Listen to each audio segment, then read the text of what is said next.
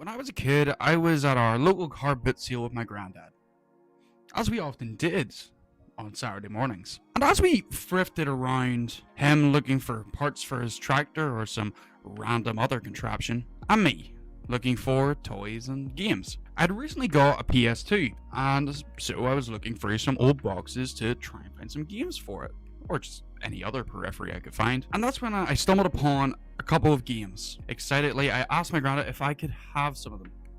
And of course, pandering that I would never ask for anything else ever again. That was definitely a lie, by the way. And he relented. So I walked away with games like Canis Canameta or Bully for all you American folks, Need for Speed Burnout, which never went farther past the first crash. Both in the game, and literally the game just crashed. I couldn't get it to work. The disc was scratched. And there was one more. Tony Hawk's Underground. I adored it. I played it for many's a night on end. And when I had finally done everything that the game had offered me, I moved on to American Wasteland and the other Tony Hawk's Pro Skater games. I adored these things. And as I progressed, went through into a bit of an addiction, you see. So I like to ride on the skateboard. I love these old games. And when games like Skate and Session came about, I loved them. I thought they were great. This more realistic take on this very archaic franchise that I used to really, really enjoy. And I say all of this to show that I have a lot of nostalgia for those old arcade racing games and like what they were able to do. Between the vibe, tone, aesthetics, and of course the gameplay, there was a lot to love about these old titles. And it was a great way for me to enjoy skating because I definitely couldn't do it physically. I was crap. It was awful. It was ridiculous. So you can imagine my excitement when I see that Guillotine, the great folks that provided me one of the keys for this video, were promoting a game called Helskate. It definitely seemed to take a lot of inspiration from games like Tony Hawk's Pro Skater and that franchise. So I was really excited to give it a go. And yeah, again, as I say, thanks to Guillotine for sending me a code for the game, but thanks to Helskate as well for sending me a code of the game. Because if you really do enjoy this video and think the game looks cool, you yourself, yes, you can speak into the mic, it's okay. Yes, you could get this game for yourself. All you have to do is leave a comment on this video with a little bit of skateboard emoji. I don't know what it looks like. Maybe it'll be here. Maybe it won't be. Who's ever to say? But you may as well try. And yes, I'll be announcing the winners of this giveaway on my next video, which should be in about 2 weeks' time. Although we know I'm really late with these things, so like, I don't know, give it a couple days leeway here there. And a big thanks again to Guillotine and Phantom Coast for providing me with the codes. It's much appreciated, guys. These are great. Okay, so what is Helskate?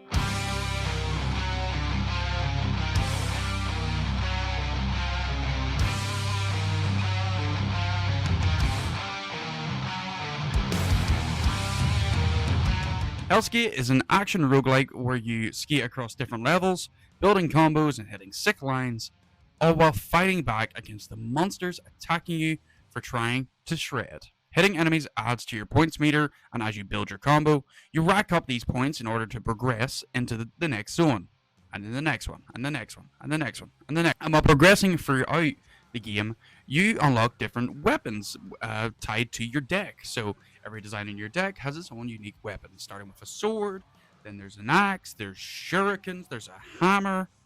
It's great. And while you're out perusing the Helskate on your mini runs, you can get a menagerie of different upgrades, from different gear to stickers for the bottom of your board, buying magazines which increase your points multipliers, and not to mention tapes which allow you to pull off some really cool effects just by pulling off some cool wee tricks. And this whole loop is wrapped around in a roguelite structure, where when you die, you respawn at the mall, which acts as a hub of sorts. And you can go there, get some light permanent upgrades via tattoos, new decks with different weapons, rinse and repeat, while you get through all of the randomized levels until you reach the end of the Helskate itself. Helskate is split between two main forms of gameplay. You've got skating, you've got fighting, both of which work in tandem with each other in various different ways. But I'm going to go through each little part on its own and bring it back together to show you how it blends into one cohesive experience. I really do hope you are old enough to see where Helskate pulls its main inspirations from, namely the Tony Hawk franchise. And if that long backstory at the start of the video didn't give it away either, I definitely hold a lot of nostalgia for it. And just like a Tony Hawk game, you move forward automatically on your board with constant momentum. Jumping allows you to perform tricks with different directional input, corresponding to a different flip or grab or trick, depending if you're pulling on a different button as well, accordingly. That was really badly explained. Imagine I'm sitting and I'm holding in the square button, or I hit X, I hit square, directional input, I'll do a kick flip. Other directional input, I'll do a heel flip. It's like that. You can also do things like manual and wall grind. Wall grind? That's not the right word. Wall ride and grind. Damn. And of course, when you are manualing or grinding about, you have to be worried about your balance. And you have this cool little meter that will go onto the side as you try to balance on your board and do all this fun stuff. And so yeah, at that very basic level, it's very like the Tony Hawk games, which is, fair enough. It's definitely not trying to hide those inspirations. And, if the mechanics aren't broke, you don't need to fix it. Surely. And sure, these more arcadey titles and this arcadey way of skateboarding has fallen out of love a little bit with people, simply because, things like Skate and Session exist, which get a lot more of a realistic experience, though I don't know if you've seen the recent Skate stuff. I don't think it's all that realistic. But it's great to jump into a game and feel like you've been playing it for 20 years. Which I definitely feel with the skating aspect of Helskate. Like, you just can't go wrong with it, though. Like, you're trying to maintain your line to rack up more and more points that all add to your multiplier.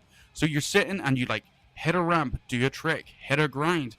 Before you land the grind, you have to hit a manual so that you can maintain that line. You follow that through to the next ramp. Trick, grind, manual, trick, grind, manual, trick, grind, manual. And that just persists.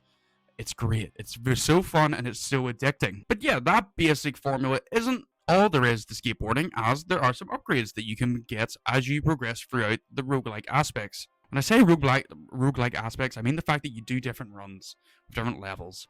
But throughout those, you get different upgrades, such as magazines. And magazines are great.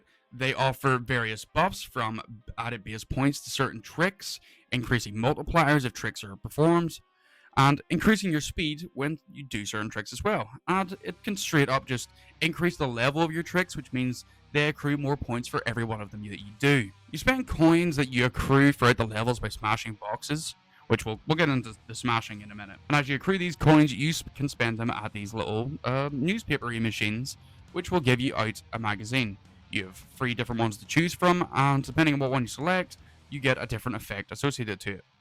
Now, the game is good enough, it does tell you what this does and how to trigger it, so it's pretty handy to know that way. And you can really use this to try and meld this a little bit more to your preferred playstyle.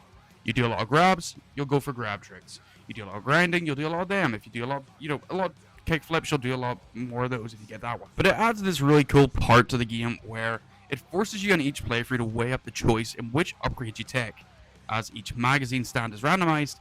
Trying those different things that you normally wouldn't do is also really worthwhile, and it really isn't worth skipping any, as it has you pay the money before the machine even opens, so it's a bit of a sunk cost at that point. But that utilization and level of creativity that you're forced to go through with every room is near endless, making for an enjoyable time each and every time you do a run, and figuring out what works best for your playstyle is a really fun thing to discover throughout the game. And despite it really trying hard to get you into this nostalgic feeling that those old games used to offer, I don't think it holds itself back.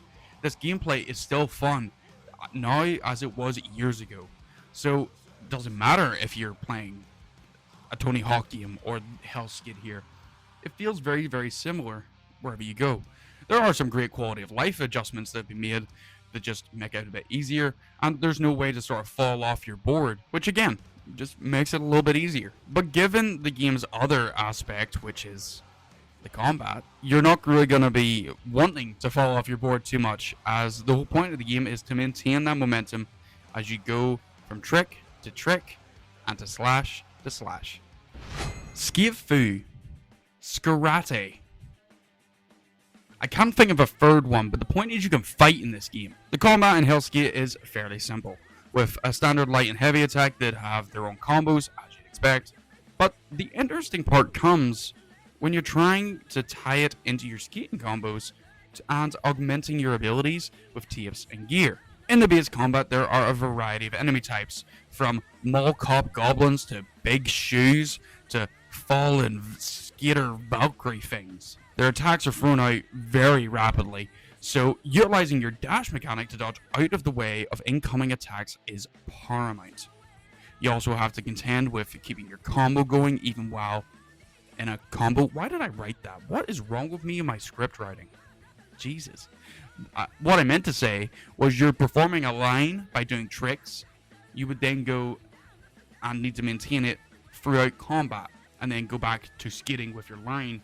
And this helps accrue more points and get you through each level quicker, which we'll dive into in a minute and why that's important. Each hit both adds to your points and fills your combo shield bar, which will protect you from needing to constantly hit new lines to maintain that combo.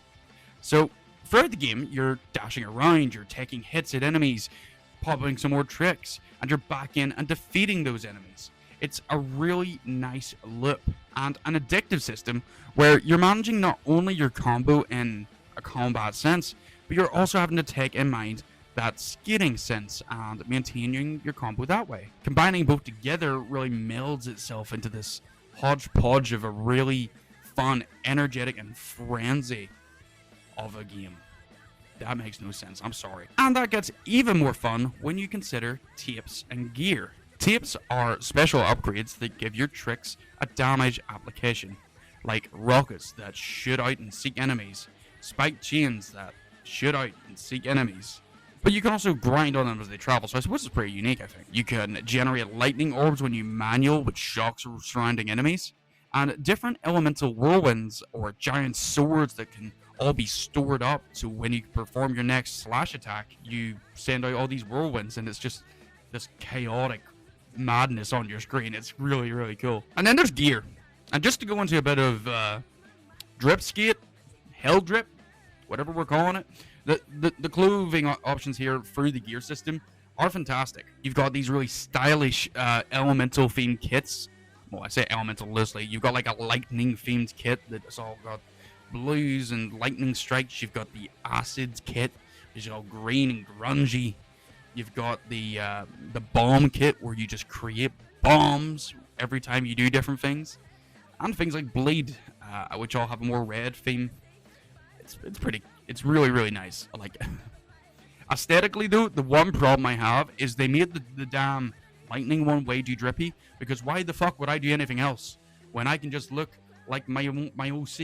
You know, come on guys, what are you playing at? Each piece of gear in a set consists of a headpiece, a top, trousers, shoes, and gloves. All give specific effects that augment your playstyle. Like the lightning set, which I think we've gathered is my personal favorite. It gives you a double jump with the shoes, lightning orbs when manualing, a lightning shockwave when you do a trick and land back on the ground, or the big bomb set, which basically just creates those explosions, like I've already said. But it's really cool, so it's like an explosion every 5th enemy hit. Every time you jump, you create an explosion that sends you upwards. And a lot of other cool effects that are applied to each gear piece that are very, very unique. And while each gear set has its own augmentation in terms of being very elemental focused and sort of concussive to one playstyle, it's also really good to mix and match these. Like being able to combine the double jump of the lightning to the heavy attack explosion that you get when you have like different weapon types that can just allow you to absolutely obliterate folk. It's really fun, and having to deal with the RNG that each run offers you as you randomly accrue different gear pieces is also fantastic. Like one game I could be able to get my full lightning set, the next game I'm in a hodgepodge between every set. It all just depends on what suits your playstyle at that given time. And being able to go that way is really, really fun. It really sparks creativity every time you go out into the Helskate. And the way in which the combat here melds with the base skating does a lot to increase its replayability yet again. When you consider that you are skateboarding around a level that has randomly generated enemies, you have to be very creative about the lines you do and how you avoid enemies, how you attack enemies, using your dodge to either advance into an enemy, dodge away from an enemy to reach the specific point you want to like grind on or perform a trick or to continue your manual. And then you also have the combat application of being able to, while you're mid points gathering, doing the skating, you're going through and you're slashing at enemies, performing these lightning things, making sure you perform certain tricks so that you can build up your tape dependent abilities so that smashes out on your next strike. So you really have this cool thing where you'll start into a level and you'll try to skate around for a bit, do different tricks, and as you do those different tricks, you're building up whatever you have in your tapes. Like I could have, there's runs I've had here where I've had every elemental tornado on a different trick, and then I've also manual to cause a locust swarm, and every time I grinded there was these spikes that came out of my board. And you gather up a bunch of that you literally are just coming in at your enemies with bloody saws on your board, your big axe in hand, you're ready to just stomp out on them. And as you hit on that first strike, where most of these stored things will trigger, it means that you just absolutely obliterate those first few enemies, which can go a long way to making sure you stay on top of the really frantic and energetic combat that this game has. Like, enemies will just throw shit at you all the time. It can be a bit relentless if you don't manage it appropriately. And see the amount of effects on screen? It's wild. Like, flip me. I'm sorry, but I think this game needs an epilepsy warning if it doesn't already, because there's times in this game where you have so many effects that are just constantly on screen at one time. It's daunting. It's mind-boggling. But that aside, let's go into the gameplay loop a little bit more specifically. I don't know why I'm holding my sword by the handle. That's not good. I might cut myself. It's only wood.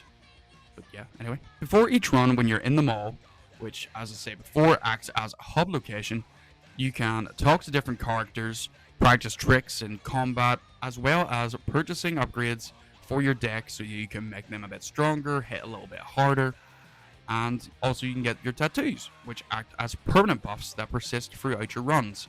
Things like resurrecting upon death with half health, better points multipliers, better loot chances, more money to start with, and many, many more that you can get via that tattoo system.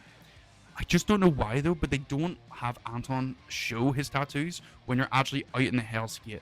Like, I get it because usually you're covering yourself up by gear, but still, I would love that. Like, he gets these tattoos on his neck and his arms and on his chest as well, but he wears a t-shirt, you won't see those. But they're not there outside of seeing what ones you currently have in one menu, which is a little bit unfortunate. Don't know if they plan to fix that or change that in the future. But I do hope I see that. And once you're kitted out with the right board and some tats, you head out into the Helskate. You always start on this one specific level, but the goal here is to gain points necessary to unlock the door, which triggers a mini-boss that you then must defeat. Upon which, you go back to the door to transport you through to the next stage, with a choice of a different upgrade, depending on what path you want to take. You are going to want to do this quickly, though, because the longer you stay out within the Helskate, the more challenging it becomes. Meaning you can't just grind out one room at a time. You have to persist quickly to give yourself the best chance of succeeding. At the very start of the game, when I started playing it, I thought, I'll just go through and complete all the little side quests that are included within each hub level. And before long, I wasn't making it past one or two rooms before getting absolutely trounced, because I was spending 5 or 10 minutes in this room. The challenge was increasing, but I didn't have all that many upgrades, because the big upgrades come from completing rooms, defeating mini bosses, and doing different quests in later areas. And so I was woefully underpowered and got stomped every time. So with that race against the clock as you get your points to unlock the doors, that's part of the real fun of the game, and it adds to that real hecticness, which is just really, really appreciated. And as I mentioned, you don't just gain points from doing tricks and slaying monsters. You also have different side quests to partake in throughout the game. Things like getting Helskate coins. I'll put the Helskate up here because you can see what it looks like, but they're like little icons, tokens, things that you have to collect out on the level. You can destroy these grind stoppers, which is stopping other skaters from potentially using those spots. And killing cam ravens, which is really showing the Norse mythology on its nose there, with these ravens that are cameras for heads, all-seeing eyes and that. You can also do things like putting up posters for brand demons that get you specifically gear, where most other things usually just get you points or gems. And there's also specific rooms which have some, special attributes to them, like a crafting supplies room, which is just a bunch of wooden boxes in a room that you smash through to get some extra currencies, which is great. And then there's the healing room, which you always get this. It's a delicious looking hot dog. They say it's cold in the game, but if somebody made me a hot dog with this much gumption, I would be loving life. And you can also go to the shop. This guy in an Oni mask will offer different items for you at set prices, which means you're not really having to go through as much RNG. Like, the shop changes every time, so there still is some RNG, but you don't have to go through as much RNG as you would have to otherwise, where you don't really know what the reward will be as you go into each room. But he'll offer you things like gear and tapes, as well as some stickers. And a lot of these can have higher rarities to them, and as the rarities go up, you can get like better versions that allow the effects that each item has to last for a bit longer or go a bit farther. And all of this combining into that bespoke build craft that I was mentioning before, where you're able to really hone in on your playstyle and using the choices given to you in each run to craft something wholly unique nearly every time you play. And on top of the mini bosses, which are just bigger versions of enemies you find throughout each run, you have the bosses themselves. And I don't want to spoil things for you here, but these bosses are pretty cool. Mechanically, the two bosses I'll talk about here can be quite similar in their core gimmick.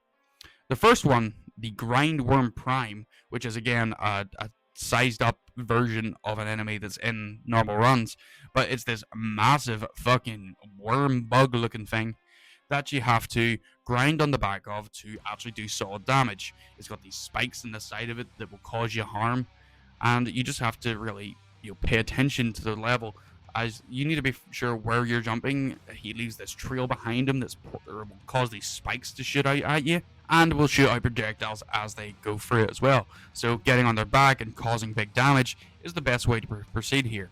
And if you are good like me and get all those special elemental effects, you can make short work of the boss, but again, depends on how good you are, I suppose. Similarly, the other big old boss, Sean, who was real fun to defeat, and Helskate devs, you still haven't done that giveaway at the point of this video. I want that deck. They're offering a free deck if you defeat this boss.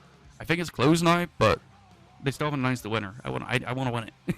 But you have to defeat Sean. He's this big top half of a zombie on a skateboard that's fucking huge. He's I don't know what you call those guys. I played God of War way too many times to not know what you're meant to call the giants. The Jotun. He's like a big old Jotun boyo, a zombie Jotun. And yeah, he will smash his hand down. You have to jump in the back of his hand. He's got these grind reel things coming up his arm, and you got to have Anton travel up, hitting these specific gems and doing damage that way. Again, very, very, very similar to the Grindworm, the more I think about it. But again, it's one of those things where usually when you get onto him and grind along, 2 or 3 ups and downs of doing that, and he's gone, out like a light. But they're really fun bosses, and even though I'm sort of ruining their main gimmicks here, it's definitely not going to take away from the fun you have, because the challenge in itself is getting that clean jump to get onto their back and perform those grinds where you can then cause your big damage. Then there are the features that did occur throughout my playthrough, unfortunately. For the most part, they weren't too intrusive and they didn't really get in the way of the fun I was having, but there were a few that did end runs for me, unfortunately. And it was always on my best runs too. What the fuck is with that? The main ones I experienced were clipping through the levels. This game gives a lot of freedom of movement to the player in terms of upgrades and how bonkers you can make a build, and that obviously is going to come at the cost of being too hard to quantify every scenario that the player could be in. And so you can occasionally clip into buildings when you're not meant to and end up onto the map, or even just get launched way out of bounds. But these were more funny than anything else. There wasn't a real punishing part, as under and around each level there's a bunch of like out of bounds sludge that just transport you back out of the map, but does break that particular combo you're on, which is probably the worst part about it. And no building I ever got stuck in was hard to get out of. It's hard to get into these buildings, it's just not hard to get out of them. But there was some odd hit detection as well, where I really shouldn't have took damage where I did, but you know, On one hand, it could just be me being trash at game, but I don't really think it was. I think sometimes I was getting hit when there was an enemy like still way, way far away from me, which is just a bit unfortunate. And as I say, unfortunate, but I can look past those, as this is a small indie team developing the game, and issues like this are bound to happen. Though I do wonder how they got through these amount of bugs, considering they also had an early access period before this game hit 1.0. But hey, I don't know, maybe that final push out the door did break fucking everything. I've seen it happen before. There were some problem bugs, however, that did cause runs to end, unfortunately. The first, which was with Sean, as I've mentioned before, where he just didn't spawn in. He must have just seen my godlike aura and decided he just didn't want to come out that day. But unfortunately, there was no way for me to reset him or reset anything within the level. All I could do was return back to the mall, which, again, ended my run. Though it didn't have me lose any of the currencies I accrued, as in crafting supplies and gems. So that was actually quite a benefit that way. Though still a bit unfortunate because I was having a really good run, and it was the first time I was actually going to fight Sean. So it did sort of sully that moment for me. Though subsequently I beat his ass that many times, I don't really give a fuck. And a very similar thing occurred one more time, which was when I was coming up against some random mini-boss in the second third of the game's levels, where they spawned under the map and I just couldn't hit them. They couldn't hit me, and I was just sort of roaming around for like 5 minutes before it just didn't spawn in. Which again, ended the run because I couldn't progress without killing that mini-boss. So yeah, that's quite unfortunate. But now, from conversations within the game's Discord, I can see they are dedicated to fixing these bugs and getting the game into the best state it can be.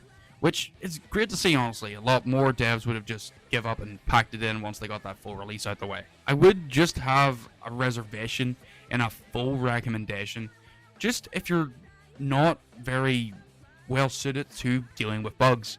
I play a lot of games. I'm very, very used to that games can be buggy as fucking shit sometimes. And so I don't really care if I have like a wee run end here and there, or I have some of these little buggy things happen. If anything, it just adds to my enjoyment personally. But not everybody's going to be like that, so take that as you will. If you can deal with bugs, get the game, no problem. I highly recommend it, really. But if you don't like bugs and you really aren't going to be very averse to that, then I would say maybe don't. Maybe leave it for a little bit until the devs can fix the bugs that are currently there in a fix, which hopefully comes soon. I don't know. Maybe if they really like this video, they'll comment that down below. I'll probably forget though, so don't bet on that. I would definitely say though that Helskate's positives very much outweigh its bugs. And speaking of positives, let's talk about the game's vibe. One of the best things about those Tony Hawk games that I look back on so fondly was how they nailed the vibe. Even simply chilling in underground estates or roaming across LA and American wasteland, that punky and rock focused vibe focused on the rebellious aspects of being a skater and the self-expression different from the norm permitted throughout these games. In Helskate, it's got a very different twist, but it maintains that similar vibe throughout. Now, I'm not really a big music guy outside of some country tunes, and my ability to discern a visual style beyond, oh, that's cool, or oh, that's cel shaded, is nothing to talk about. There is something to be said, though, when you load up a game and you're instantly taken into a mindset that immerses you within its world. Helskate does exactly that. The soundtrack is class, with these rock, punky tunes blasting throughout. Special shout out to the song that plays in Garland's throne room. It goes fucking hard. And combining the music with the art style that comes off as a higher res rendition of those classic PS2 skating games, with the demonic twist given by the setting, and those little Norse elements, aspects sprinkled in throughout, you could really tell that the team took a lot of time and effort into nailing down the vibe of the game. And honestly, there's not much better than just chilling, sitting down day after work. I come in, turn on the PlayStation, and I sit and I cruise through the Helskate on a run, killing enemies, rocking out to the tunes. It's great. It's very, very cool. And I'll touch on very, very lightly on the story, which is actually quite interesting despite these type of games that usually focus way, way, way more on gameplay than story.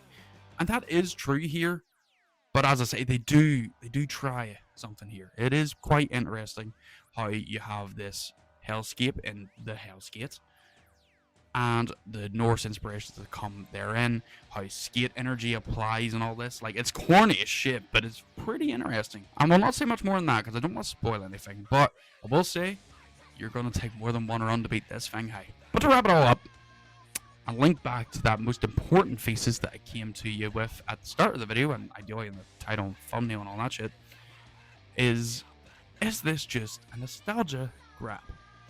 Or are they trying to do something that pays homage to those classic games while giving its own unique spin and being a good game in its own right? Like, could I recommend this to you, 14-year-old child who's never heard of a Tony Hawk in his life?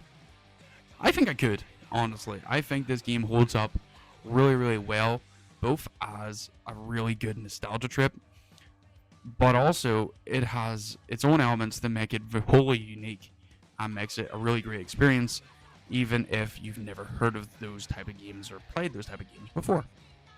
So I highly recommend checking it out. I do have the page in the description below, and yeah, we're doing the giveaway, so make sure you left that comment if you didn't already.